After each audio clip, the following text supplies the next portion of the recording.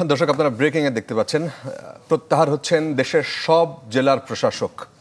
এই বিষয়টি নিয়ে বিস্তারিত জানাতে নিউজরুম থেকে আমাদের সাথে যুক্ত হচ্ছেন সহকর্মী ইমদাদ হক। ইমদাদ, আমরা সকালবেলা থেকে খবর দিচ্ছিলাম যে স্থানীয় প্রশাসনে যারা আছেন, উপজেলা চেয়ারম্যান বলেন, মেয়র বলেন, জেলা প্রশাসনের যারা দায়িত্বে ছিলেন, তাদের সবাইকে প্রত্যাহার করা হলো। প্রত্যাহার বলতে তারা কাইন্ড অফ বিলুপ্ত করা হলো। এখন নতুন করে এটি আমরা শুনলাম। আপনার কাছে কি তথ্য আছে যদি একটু বিস্তারিত জানান। শুরুতে একটু বলে নিতে চাই যে জেলা প্রশাসক নিয়োগের ক্ষেত্রে বিদ্যমান যে নীতিমালা আছে সেই নীতিমালায় একটা ফিট লিস্ট তৈরি করা হয়। ফিট লিস্ট মানে হলো যে যোগ্য কর্মকর্তাদের একটা তালিকা। এই তালিকার আইনগত ভিত্তি হচ্ছে যে মাঠ প্রশাসনে উপজেলা ইউএনও বা জেলা প্রশাসকের কার্যালয়ে অতিরিক্ত জেলা প্রশাসক অথবা স্থানীয় সরকারের উপপরিচালক এইরকম পর্যায়ে 2 বছরের অভিজ্ঞতা থাকতে হয়।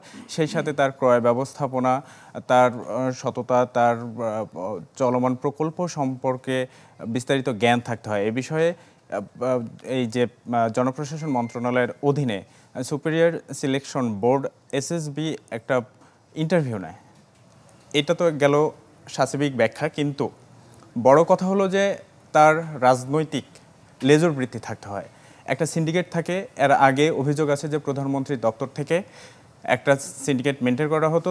তাদের সাথে যাদের যোগাযোগটা ভালো ছিল তাদেরকে জেলা প্রশাসক হিসেবে নিয়োগ দেওয়া হতো। না, এইরকম একটি তালিকা তো আমরা আগে দেখলাম, যেখানে 30 জন না 35 জনকে উঠিয়ে নিয়ে আসার এরকম একটি কথা আমরা গতকাল সম্ভবত শুনছিলাম। আজকে 64 জেলারই তালিকা দেখা গেল।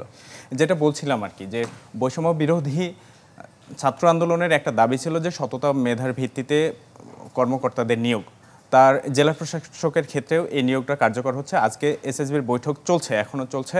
এই বৈঠকে এখন পর্যন্ত যে সিদ্ধান্তগুলো নেওয়া হয়েছে তার মধ্যে একটি হচ্ছে যে বর্তমানে যে জেলা প্রশাসকগুলো নিয়োগ রয়েছে এরা রাজনৈতিকভাবে নিয়োগপ্রাপ্ত, তাদের প্রত্যেককে প্রত্যাহার করতে হবে, এই নীতিমালাটা বাতিল করতে হবে, আর নতুন জেলা প্রশাসক নিয়োগ করা হবে মেধা, যোগ্যতা এবং সততার ভিত্তিতে। এই মেধা, যোগ্যতা এবং সততা এইটা কারা বাছাই করবেন? বিসিএস প্রশাসন ক্যাডারের 25, 24 এবং 27 ব্যাচে 2 জন করে প্রতিনিধি সিলেক্ট করা হয়েছে। তারা এই একটা তালিকা দেবে যাদের ইমেজ এবং কর্মদক্ষতা অপেক্ষাকৃত ভালো, তাদের মধ্য থেকে নতুন জেলার প্রশাসক নিয়োগ দেওয়া হবে। ইউএনওদের বিষয়ে কোনো কিছু জানা গেছে? ইউএনও ধারাবাহিকভাবে সব ক্ষেত্রে পরিবর্তনের যে জোয়ারটা সৃষ্টি হয়েছে, আগামী সপ্তাহের মধ্যে সব উপজেলা নির্বাহী অফিসারদেরকেও প্রত্যাহার করা হবে।